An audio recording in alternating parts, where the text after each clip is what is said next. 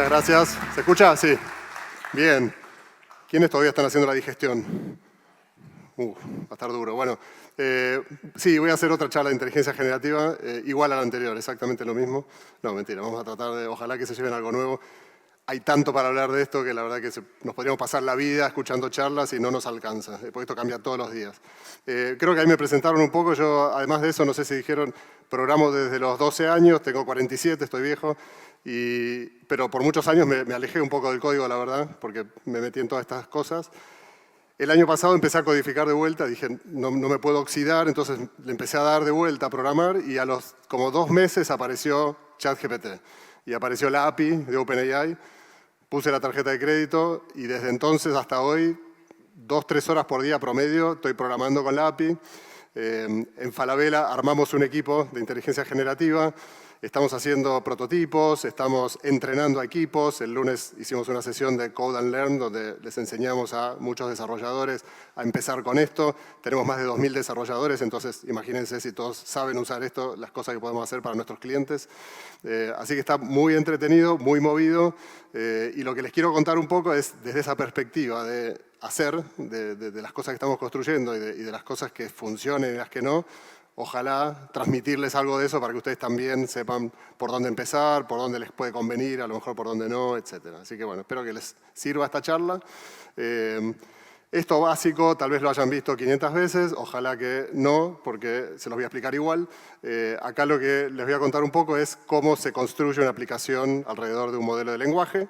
Lo que está abajo, la nubecita esa, es el modelo de lenguaje, ¿no? Es la API de OpenAI, ¿sí?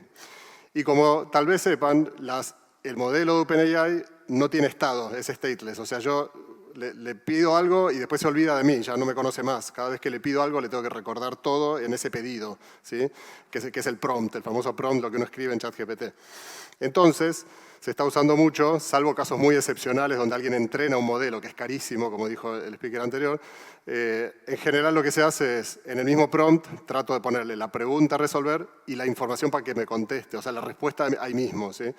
En un formato crudo. Yo me voy a traer párrafos de distintos documentos y le voy a decir, toma, me parece que en algún lado de todo esto está la respuesta y ahí es donde hace la magia el modelo y entiende la pregunta y con ese contexto contesta y todo. Eso se llama Retrieval Augmented Generation, o sea, generación aumentada por búsqueda. O sea, me traigo algo y se lo doy, ¿sí? Y eso es básicamente como uno hace toda la parte de preguntas y respuestas, ¿tá? Entonces ahí lo que se ve a la izquierda es que esa búsqueda la tengo que hacer yo. Tengo que ir a buscar esa información a mis documentos, a mis APIs, a donde sea, y tengo que insertarla dentro del prompt y recién ahí es donde el modelo actúa, ¿sí? Después les voy a contar lo nuevo de OpenAI que salió hace 17 días y cómo algunas de estas cosas cambian un poco, pero en principio el concepto más o menos se mantiene. Y esa es una de las 2 grandes cosas para mí que hacen estos modelos, que es como procesar información y generarme una respuesta, ¿sí? Pero para lo otro que se los están usando mucho es para lo que está a la derecha, que es tomar acciones. Es decir, ya que estos modelos parece que razonan bastante bien, casi como una persona en muchos casos, entonces, ¿por qué no usarlos también para que, dado un problema o algo que necesita un usuario, el modelo decida qué acción tomar, ¿sí? Voy a mandar un correo, voy a crear un ticket, voy a cancelar la orden. Entonces, que nos diga eso, que nos devuelva esa respuesta. Diga, me parece que el cliente quiere cancelar la orden. Y nosotros en nuestro sistema leamos eso y cancelemos la orden, efectivamente. Entonces, lo usamos también como motor de toma de decisiones mucho más flexible que el típico workflow, ¿sí? O que uno hubiera construido antes, que las reglas tenían que ser súper duras, ¿tá? Entonces, esos son como los 2, combinando eso se pueden hacer 1000 cosas, pero son los 2 principales usos de esta tecnología, ¿tá? Y entonces, ahondando un poquito más en eso, cuando uno habla de generar cosas, aparece el concepto de alucinaciones, ¿sí? Es una de las principales barreras con las que nos topamos, ¿sí? Entonces, uno no está seguro si lo que está saliendo de ahí está bien o está mal. No está seguro siquiera, aunque le haya mandado la información, como dijimos en el prompt, tal vez hasta inventó algo más, y nos pasa muy seguido. Entonces, ¿qué hacemos? ¿No hacemos nada o hay alguna forma de solucionarlo? Bueno, hay formas, a mi criterio, de solucionarlo que funcionan bastante bien, ¿sí? Ahí puse 3 de las que más usamos. La primera es, le llamo pedir de a poco, ese es el término científico. Pedir de a poco es, si yo le pido una tarea y le pongo 50 instrucciones, es muy probable que se pierda, ¿sí? Aunque me quepa en el prompt, aunque la ventana de contexto que se llama, que es el tamaño del prompt, sea suficiente para meter las 50 instrucciones, porque ahora las ventanas de contexto crecieron un montón, le puedo poner un manual, pero nada me garantiza que va a cumplir todas las reglas, ¿tá? Entonces, por ejemplo, nosotros hicimos una de las cosas que hicimos, generar descripciones para productos de e-commerce. Les aseguro que el equipo de marketing tiene un montón de reglas de cómo tiene que ser esa descripción, ¿sí? Que sea cierto tono, que no sea discriminatoria, que no enfatice el pulverizador del perfume cuando lo que importa son las notas de cómo está hecho el perfume. Entonces, hay un montón de reglas, más de 20 en este caso, que tiene que seguir el motor. Y si uno le tira las 20, va a cumplir 10, con suerte, ¿sí? Entonces, una cosa que hicimos ahí es decir, bueno, generar la mejor descripción que puedas con esto, y después le voy tirando reglas de a uno. Digo, fíjate que no diga tal cosa, o fíjate que no use este tono. Entonces vamos depurando la respuesta. A eso le llamamos las capas, ¿sí? Y lo mismo aplica a controles de calidad. Yo puedo decir, bueno, generé, ya creo que está bien. Bueno, se lo mando una vez más y le digo, eres un revisor que va a tratar, un auditor o lo que sea, que va a tratar de detectar si pasa alguna de estas cosas, que no quiero. Entonces avísame si pasa algo. Entonces lo uso al modelo para iterar, para mejorar la respuesta y hasta para al final darle una miradita más y auditarla, ¿sí? Eso, algunas de las cosas que no funcionaron bien. Incluso uno puede jugar con motores más caros para cosas más complejas y otros más baratos porque las APIs tienen variedad y los precios son muy distintos. Entonces también uno va entendiendo, bueno, esto se lo puedo pedir con el motor barato, esto otro mejor, pongo unos pesos más y me aseguro que sale bien la respuesta, ¿tá? Y la tercera forma de asegurar un poco la calidad de eso que sale es lo que se llama generalmente human in the loop, que es, en lugar de pasarle la respuesta directo al cliente final, supongamos, se lo paso a una persona, un operador del call center, para que lo revise. Lo que hice fue ahorrarle el tiempo a esa persona de ir a investigar, armar la respuesta, juntar información de N fuentes, se lo di cocinado, pero prefiero que lo revise, ¿no? Si alguien le va a contestar a la persona que le va a cancelar la orden o que le va a hacer una devolución de dinero o alguna cosa delicada para el cliente, digo, bueno, primero miremoslo, ¿tá? Y esto lo hacemos en varias de las implementaciones que hicimos. Posiblemente dentro de un año le tengamos tanta confianza al modelo que dejemos pasar más cosas directas, pero mientras tanto, hasta que uno quiere estar seguro, es una buena idea decir, bueno, lo preproceso, alguien lo mira y si hay que corregir algo, me quedo más tranquilo de que alguien lo miró, ¿tá? Y lo otro es este mundo de la toma de decisiones, que es súper potente, ¿no? Y ahí hay como 4 sabores, si quieren, de cómo lograr eso. Cómo lograr que ante un problema, si yo le digo al motor, mira, el cliente me está diciendo esto y las acciones que podrías tomar son cancelar un pedido, mandar un correo, decirle dónde está su pedido, etc. ¿Cómo hago para que tome la correcta? ¿Sí? ¿Cómo hago que decida y que me conteste lo que tengo que hacer?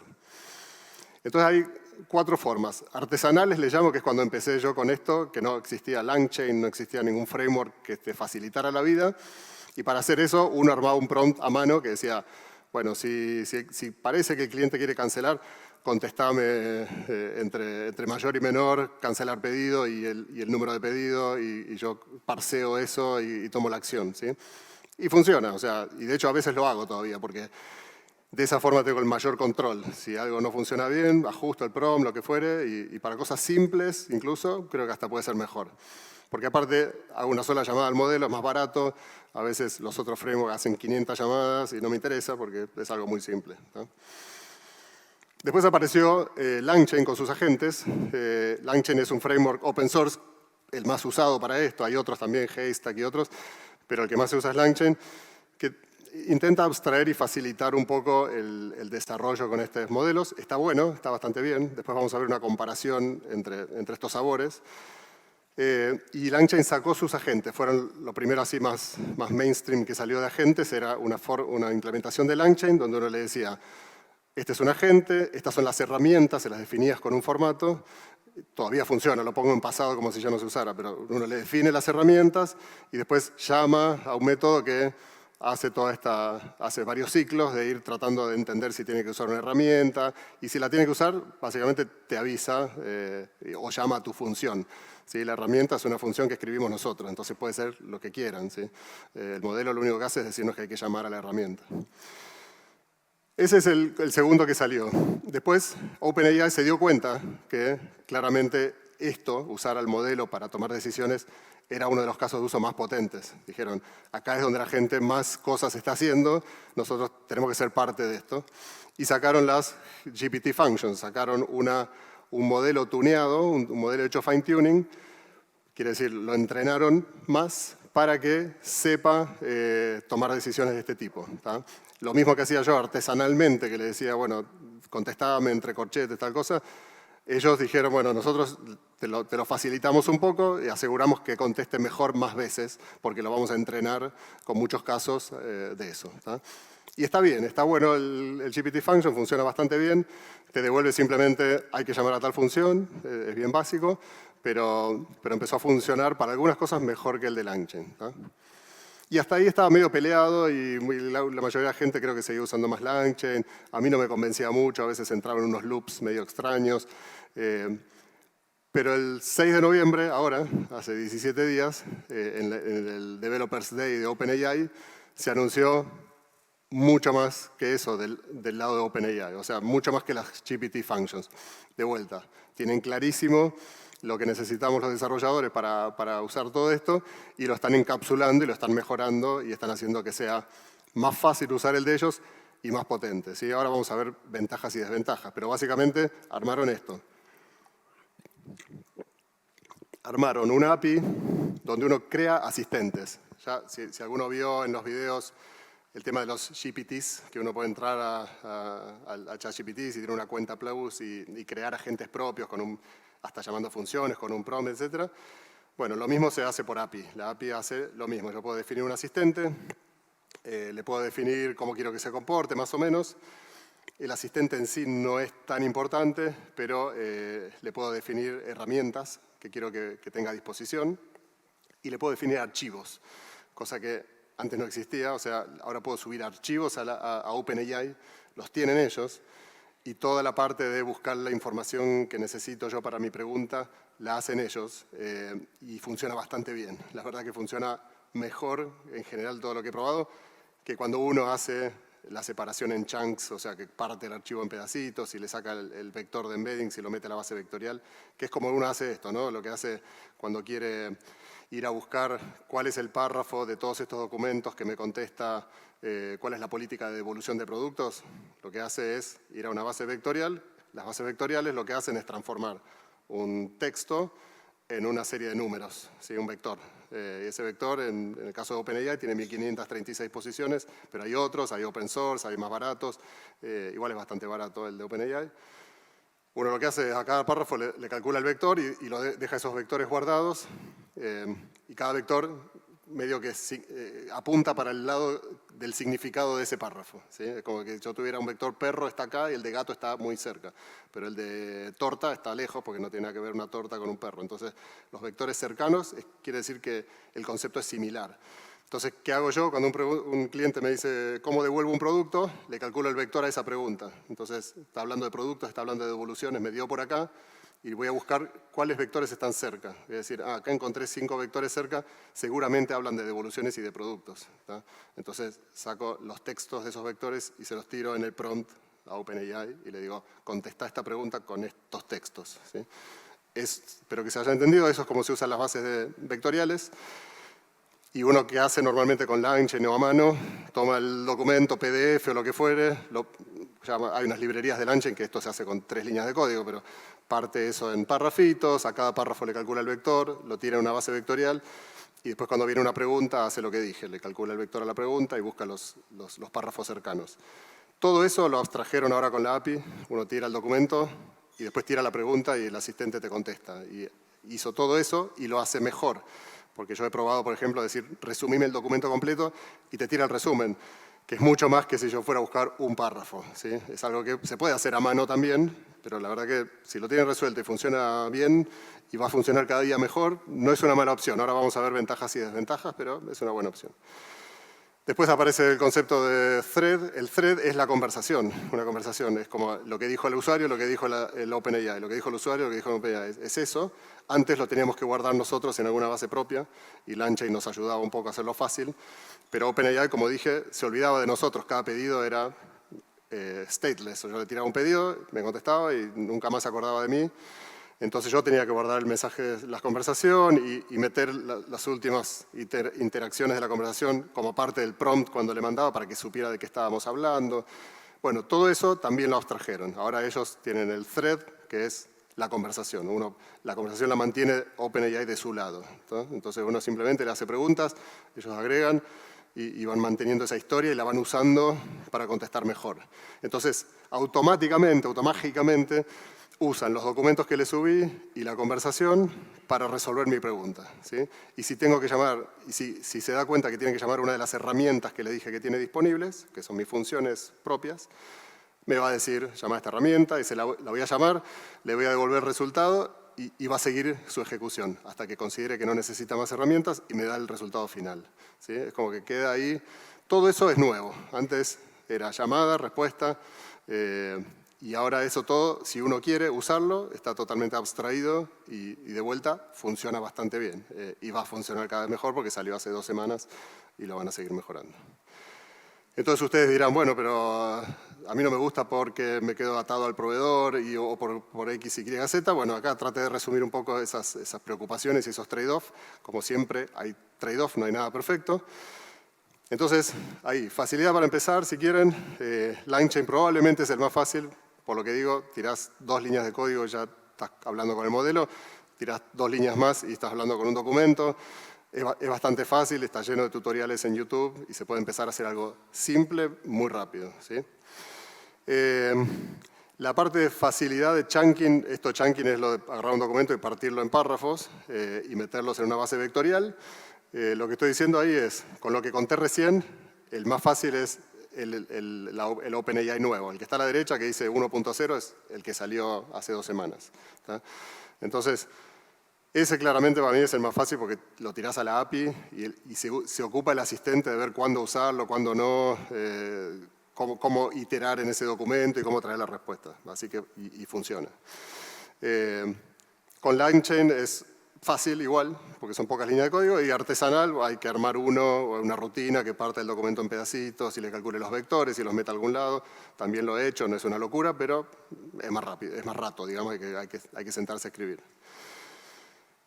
El tercero es el famoso vendor lock-in, que tan pegado queda al proveedor, que es lo que los tecnólogos en general tratamos de evitar. Es decir, tratamos de ser más agnósticos, porque si se pone muy caro OpenAI o sale otro mejor, el de Google, pucha, me quiero poder cambiar fácil sin reescribir todo mi código, ¿tá? Entonces la pregunta es, ¿qué tan fácil es moverme en cada opción? Bueno, con LangChain es relativamente fácil porque LangChain está bastante pensado para eso. Está pensado para que uno abstraiga qué modelo está usando, si es el de OpenAI, el de Anthropic, el de Google, el que fuere, o uno propio, un open source. La idea es que sea lo más transparente posible, ¿tá? Entonces con LangChain es bastante fácil. Con el artesanal es media, porque voy a tener que, si yo me estoy conectando al de OpenAI a mano, llamando a la API, voy a tener que cambiar la API, el formato de respuesta va a cambiar, la forma en que se arma la conversación es distinta. Entonces, sí voy a tener que reescribir código, algunas funciones por lo menos que haya abstraído mías, pero voy a tener que reescribirlas. Y por último, si me meto al SDK quedé atado, ahí clavado, y va a ser bastante más difícil salir. Posiblemente los competidores saquen cosas parecidas, pero definitivamente hay un trade-off ahí. Ahora vamos a ver los pros y los contras, pero hay que pensarlo muy bien, ¿sí? Hay que pensarlo muy bien. En cuanto a precisión de los agentes, hasta ahora lo que vi, el de la API es el que mejor funciona. Cuando digo precisión de los agentes es qué tan buenos son haciendo esto que decíamos de le doy una pregunta y solito resuelve si trae info de un documento, si tiene que tomar una acción, qué acción es, con qué parámetros tengo que llamar a la función de esa acción. Todo eso es complejo y el de OpenAI para mí hoy es el que mejor lo está resolviendo. El de LangChain lo hace relativamente bien, ahora vamos a ver los contras, y el artesanal no existe, o sea, hay que hacerlo de cero, así que le puse como que no. ¿Cuáles son los pros y los contras generales del approach artesanal? Obviamente es más trabajo, pero es más control. Y eso para algunos casos yo por lo menos lo prefiero. A veces me pongo a escribir el código de cero porque si lo llamo a LangChain y le digo resolveme esto mágicamente, pasa lo que puse en algún lado ahí, que es suelen entrar en un loop pasa seguido, como que uno ve el loop que dice estoy razonando, voy a tomar esta acción, ahora necesito esto otro, voy a tomar esta otra acción, y no termina nunca, o lo que vuelve no tiene nada que ver con lo que les preguntamos. Eso pasa. Entonces hay que jugar y probar en cada caso, dependiendo un poco de la complejidad también, con cuál funciona realmente mejor y con cuál no. Pero bueno, se arma más rápido, resuelven casos simples y comparado con el SDK de OpenAI también se arma relativamente rápido, es más código que LangChain, usar la API nueva. LangChain ya sacó su versión para la API nueva, entonces igual todavía no la probé esa, pero seguramente debe ser bastante sencillo usarla. Y las ventajas para mí es OpenAI sabe hacer bien su trabajo, entonces probablemente el funcionamiento de los agentes, la búsqueda en documentos y todo, funcione cada vez mejor. Y uno tiene que decir, bueno, me subo a eso y confío a ojos cerrados que lo van a hacer mejor que yo y mejor que LangChain, o quiero más control y entonces me quedo en LangChain, o quiero más capacidad de cambiarme a otro proveedor y me quedo en LangChain o en el tradicional. Ahí está en cada uno, como siempre, depende, la respuesta es depende, pero hay que tener en cuenta eso. Yo creo que para algunos casos, yo hoy, por ejemplo, estoy reconstruyendo cosas con la API nueva y estoy bastante contento, así que creo que es una buena opción, por lo menos experimentar. Y ahora lo que les quiero contar es un ejemplo concreto y después al final unos tips. Esto es un ejemplo que no se ve nada, creo, ¿no? No se ve nada. Bueno, ¿qué es lo que hicimos acá? Es una de las cosas que armamos con el equipo, que es muy chico el equipo. Somos tres y medio, básicamente. Entonces hacemos casos de uso así puntuales y ayudamos a otros equipos a construir los propios, ¿no? Esto es, cuando Falabella hace una licitación, dice, bueno, necesito un proveedor que me construya un nuevo local o lo que fuere, se postulan proveedores y los proveedores, uno les manda documentos, les dice, bueno, acá está la explicación de lo que tenés que cotizar, ¿sí? Le manda documentos. Y los proveedores te devuelven muchas preguntas. Muchas es entre 300 y 1000 preguntas. Que el equipo de compras tiene que leerlas una por una y decir, esta pregunta es para el equipo de legales. Pero estos 5 proveedores me hicieron la misma, entonces tengo que juntarlas y mandarle una sola vez. Y después cuando me conteste legales, le tengo que mandar a los 10 proveedores, porque para ser justos, le tengo que mandar la pregunta y respuestas a todos, no solo al que preguntó. Ese es un poco el proceso. Entonces, imagínense que son muchas horas y procesos largos. O sea, los procesos estos se vuelven largos por el tiempo que lleva al equipo leer las preguntas, contestarlas, buscar en qué documento decía lo que me están preguntando y decirle acá está, fíjate. Y hay mucho de eso, hay mucho de la respuesta estaba en el documento, solo que el proveedor no la encontró, ¿sí? O no estaba clara, ¿no? Entonces, ¿qué hace esto? Agarra un Excel y les muestro este caso porque no es un chatbot, o sea, porque cada vez uno ve muchos casos que es otro chatbot, ok, ya sabemos que se pueden hacer chatbots. Bueno, acá hay un ejemplo un poco distinto solamente para despertar ideas, ¿no? Entonces, ¿qué es esto? Sale una planilla, nos llega la planilla con las 5.000 preguntas, 2.000 preguntas de los proveedores. Esto agarra cada pregunta. Cuando digo pregunta, a veces en la misma pregunta nos pusieron 5 preguntas. Decían, ¿y esto cómo se hace? ¿Y para qué país funciona? ¿Y qué pasa si tal cosa? Y en realidad todo habla de lo mismo. Entonces, lo primero que hace es agrupar preguntas similares. Agarra todas las preguntas que 5 proveedores preguntaron lo mismo y dice, bueno, esta la reescribo y esta ahora es la pregunta. Y para eso usa embeddings, lo vamos a ver al final, pero le calcula los vectores a cada pregunta y busca los vectores que están muy cerca, dice, estas preguntas deben ser la misma, y después le preguntamos a ChatGPT, al modelo OpenAI, avísame si realmente son la misma, y te va a decir sí, pero esta no, y entonces agrupalas y nos va a dar una sola consolidada y nos va a marcar cuáles agrupó. Toda esa lógica está interesante. Después separa las preguntas distintas. Cuando había una sola celda con 5 preguntas, las separa en preguntas autocontenidas. Si era como, ¿dónde es la obra? ¿Hay buenos caminos para llegar? Bueno, no puede poner solo hay buenos caminos para llegar, no tiene contexto. Entonces, ¿hay buenos caminos para llegar a la obra? Como que hace cada pregunta que sea bien autocontenida y se entienda, ¿no? Entonces, la separa y las etiqueta. Etiquetarlas es decir, bueno, esta es para el equipo legal, esta es para el equipo comercial, esta es para la tecnología, etcétera, para que después también poder derivarlas, ¿tá? Y después lo que hace es responderlas, va a buscar a los documentos que están ahí abajo, que son todos los documentos que les habíamos mandado a los proveedores, y agarra cada pregunta y hace su mejor intento de responderla y nos dice dónde encontró la respuesta. Dice, esto está en el documento X, en la página 2, en el párrafo 3. ¿Sí? Porque el equipo de compras tiene que ir a ver si efectivamente está bien contestada y si era así, si tienen alguna duda, tienen que hacer ese trabajo. Entonces, contesta todas las preguntas y se las manda al Human in the Loop. Esto va al equipo de compras, no va directo a los proveedores. Porque puede haber errores y porque hay una tasa grande todavía de preguntas que no se contestan. ¿Sí? Porque no estamos mejorando los documentos, esto nos enseña que, pero esto no estaba en ningún lado, hay que mejorar los documentos. Entonces, de todas maneras, está sirviendo también para eso. Pero el equipo de compras recibe cientos de preguntas ya contestadas y lo único que hace es revisar y si hay que corregir algo lo corrige. Hoy la tasa de correctitud es de 94%. El 94% de las respuestas están bien, ¿sí? Lo cual es un montón y el equipo de compras está muy contento con esto. Así que bueno, esto si lo vemos más como técnicamente, de vuelta, no se ve mucho, pero es lo que les dije. Está la base de datos esa de embeddings, donde metemos las preguntas primero para agruparlas y todo. En la misma base de datos de Embed van los parrafitos de los documentos de las bases y condiciones. Y esto tiene un primer ciclo donde hace la agrupación de las preguntas y toda esta parte inicial de limpiar la lista de preguntas. Y el segundo ciclo agarra cada pregunta y la contesta. ¿Sí? Así que básicamente es lo que les había contado. Último slide. Algunos tips para llevarse por el camino.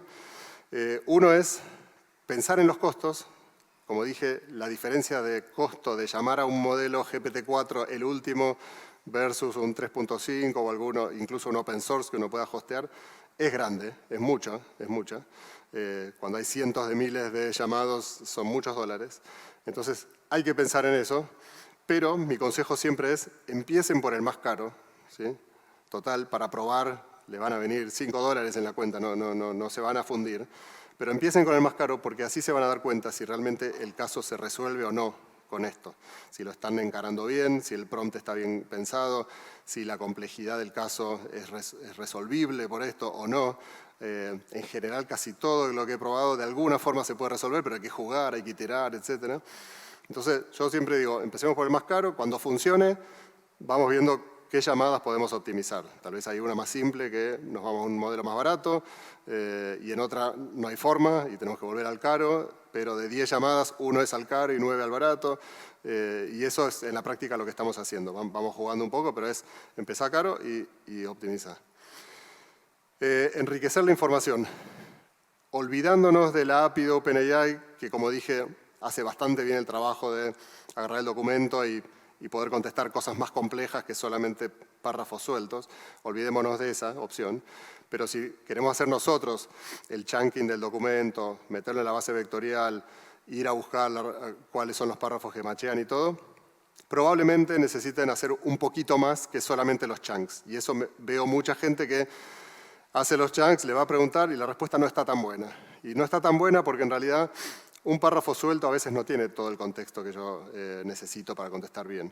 O porque a veces la pregunta no se parece tanto al párrafo como yo esperaría. Entonces no encuentra el párrafo, encuentra otro. ¿Sí? Entonces, ¿cómo hago para encontrar el párrafo correcto? Bueno, hay técnicas también. Una muy obvia, muy fácil y que funciona muy bien es a cada párrafo, además de calcularle su vector, le pido a GPT que me invente preguntas que se contesten con ese párrafo. Se llaman preguntas sintéticas. Le digo, bueno, dame 10 preguntas que alguien podría hacer y que se contestarían con esta información.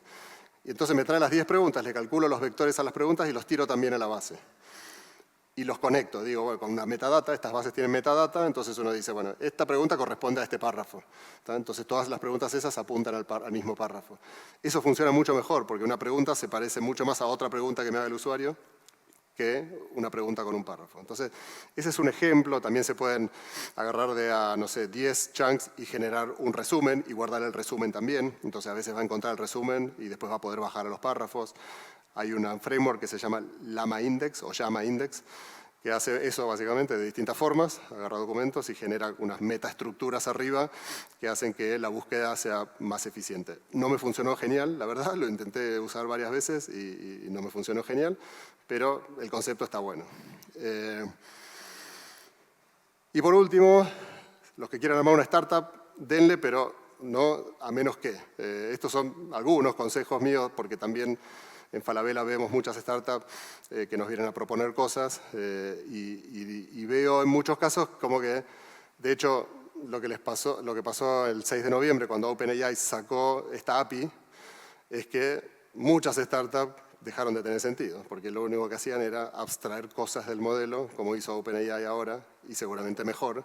Entonces, lo que digo con eso es cuidado con, tengo una startup donde la gente puede poner un prompt y te da una imagen. No, eso ya está. O sea, no, pero la mía te agrega 2, 3 cositas acá y te pone colores y te la manda por mail. Sí, está bien, pero te vas a morir en 2 semanas cuando OpenAI lo saque o cuando Microsoft lo saque y ya esté cocinado, o Google o cualquiera. Entonces, creo que hay que pensar muy bien en qué casos realmente uno agrega valor. O sea, tener datos que nadie más tenga. O sea, investigué 400.000 historias clínicas y tengo un modelo tuneado o una base de datos de vectores de esos temas que no es tan fácil de encontrar en Internet. Bien, dale, entonces sí. Y entrené un modelo propio, ¿sí? Con esas 400.000 historias clínicas, un inversor me puso $300.000 y hice fine-tuning de un modelo. Tengo un modelo entrenado propio, distinto del de OpenAI. Ok, dale, sí, entonces ahí vas a tener una ventaja. Tengo una industria donde las regulaciones no me permiten usar el modelo OpenAI, y eso pasa también. La industria financiera, así que sé yo, es como que hay mucha restricción. Entonces, sí, tener un modelo propio en un data center o con un proveedor más local o algo, puede ser que sea un caso que te resuelve eso. Otra puede ser la complejidad. Cuando digo la complejidad es, así como mostré el motor de compras de las licitaciones, que hace un poquito más que llamar a contestar una pregunta, agrupa y hace otras cosas. Bueno, imagínense eso multiplicado por 20, alguien que ideó una forma muy compleja de combinar estas cosas y generar un resultado que no es tan obvio. Bueno, dale, apúrate, porque en algún momento eso alguna gente lo va a hacer nativo, pero mientras tanto hay un espacio de oportunidad, apúrense y puede ser que tengan éxito ahí. Y lo último, lo que estaba diciendo recién, que lo hagan muy rápido, porque de acá a un año esto va a haber cambiado mucho de vuelta y probablemente mucho de lo que uno está resolviendo ahora a mano, el modelo lo resuelva solo. Entonces, apúrense eso. Bueno, eso era todo. Espero que les haya gustado.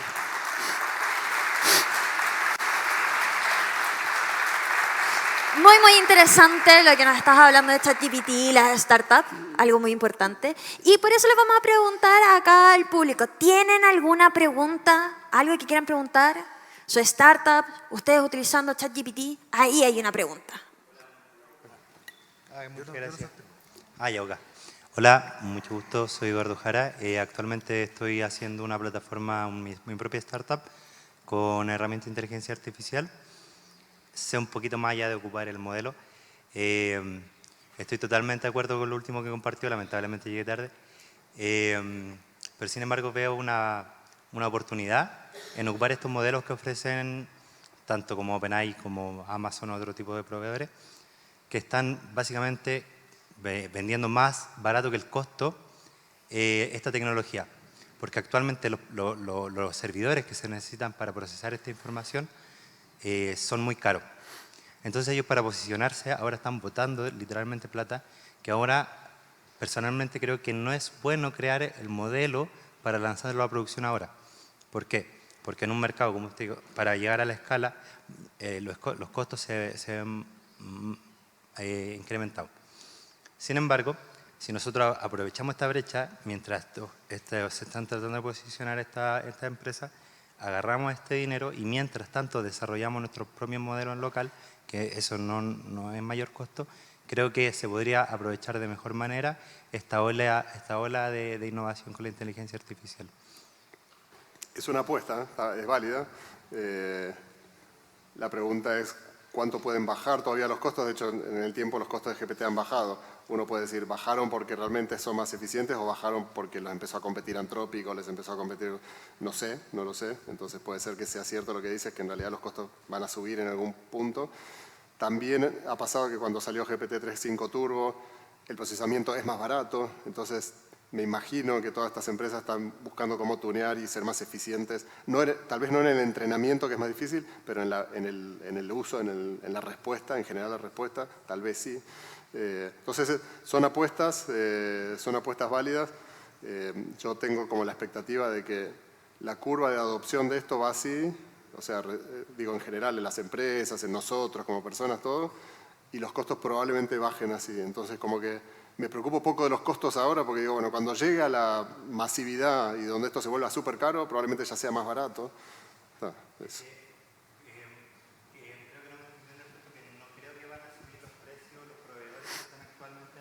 Artificial, sino que van ahora los servidores donde se aloja, donde se procesa esta información es lo caro. Eso sí va a bajar y ahí es cuando yo creo que es conveniente implementar los modelos para producción. ¿Se entiende? Puede ser, puede ser. Charlemos si quieres después, ahí me quedo un ratito. Dale, charlemos.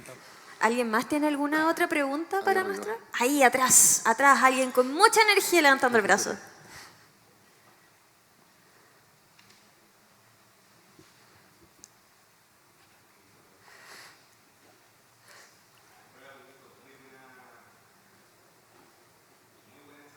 Gracias.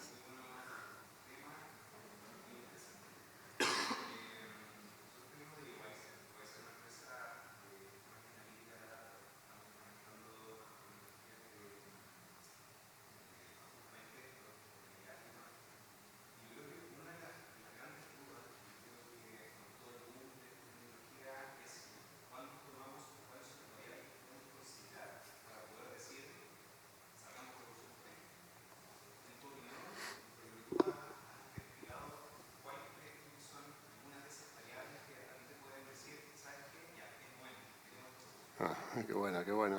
Es difícil porque esto es mega no determinístico. O sea, a diferencia del software tradicional que hacíamos siempre, que le hacíamos un test unitario, un test integral, y después si corrían los test estaba bien, esto para nada. O sea, es totalmente, hoy puede contestar A y mañana puede contestar B con la misma pregunta.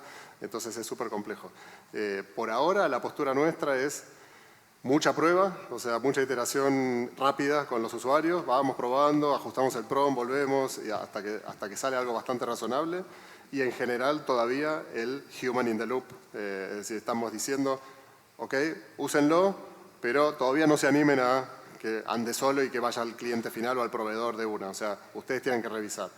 De esa forma lanzamos antes los productos y aprendemos antes con las iteraciones. Y metemos ajustes, metemos validaciones automáticas, le decimos al modelo, mira, si pasan estas 5 cosas, no mandes la pregunta, vamos aprendiendo. Pero yo creo que es eso, es como avisar, decir, miren, esto es un poco impredecible, así que úsenlo con cuidado y vayan contándonos. Esa es la postura nuestra. Ahí veo que hay otra pregunta. Ahí. Ya. Gracias por la charla. Yo no he utilizado ChatGPT realmente, a pesar de que soy desarrollador. Pero tengo 2 preguntas. Una es cómo responde ChatGPT o el modelo, que me imagino que es más o menos general, con respecto a modelos nicho. Y si... ¿Mixto de multimodal? No sé de lo que me está hablando. Ok. Cuando dices mixto, ¿qué sería? No he dicho mixto. Creo que se entendió mal, permiso. Creo que ChatGPT tiene un modelo que es un poco más generalizado, ¿cierto? Por lo tanto, no sé cómo responderán estos nuevos asistentes que está sacando a un modelo que sea un poco más de nicho. ¿Okay? Y en ese mismo sentido, la segunda pregunta es, ¿conviene actualmente tratar de generar un modelo nicho? ¿O es más conveniente tratar de tomar uno de estos asistentes y darle un propósito ya más de nicho? Perfecto. Todavía creo que para el 99% de los casos conviene hacer lo segundo, no entrenar un modelo por el costo. Los costos, o bien le tengo que poner varios millones de dólares para que me quede muy bien, o me puedo quedar con un modelo muy simple, si mi caso de uso es simple, y puedo tunear un modelo con mucha menos plata, ahí también me podría aplicar. Pero si hay un caso que requiere cierta complejidad y no tengo millones de dólares para ponerle, la respuesta natural es hacer lo que dijimos ahí, tener tu base de datos con la información y buscar la forma de darle la información que necesite para contestar como yo quiero, en el momento exacto. Eso. Y antes de cerrar, hay un par de preguntas acá por Swap. Lina pregunta que si han pensado incluir análisis de sentimientos al bot de licitaciones y si creen que sería de utilidad, al mismo tiempo que si tienen algún modelo de recomendaciones en su e-commerce. Bueno. Análisis de sentimiento. A este bot en particular no hemos pensado ponerle, pero claramente es uno de los casos de uso más potentes y más claros y más usados incluso. Clasificar cosas y análisis de sentimientos son probablemente dos de los más obvios.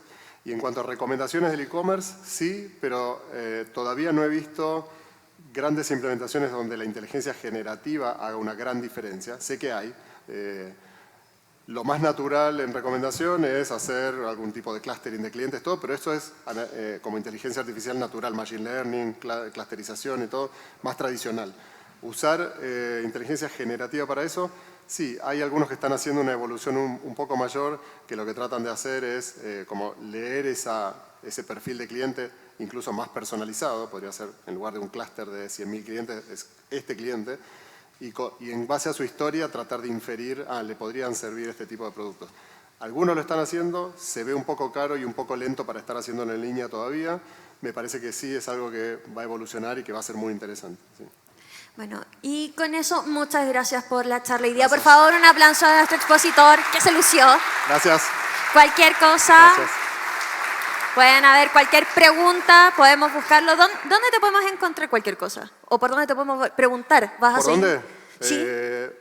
LinkedIn, mi mail, no sé, no está ahí. aledandrea@gmail.com, mi LinkedIn es aledandrea, tengo un canal de YouTube donde en realidad solo subo los videos, no hay nadie, nadie lo mira, pero es para guardármelos porque si no se pierde. Pero nada, cualquier cosa me escriben. Bueno, muchas gracias por darte el tiempo y por explicarnos sobre inteligencia artificial generativa. Un placer, muchas gracias.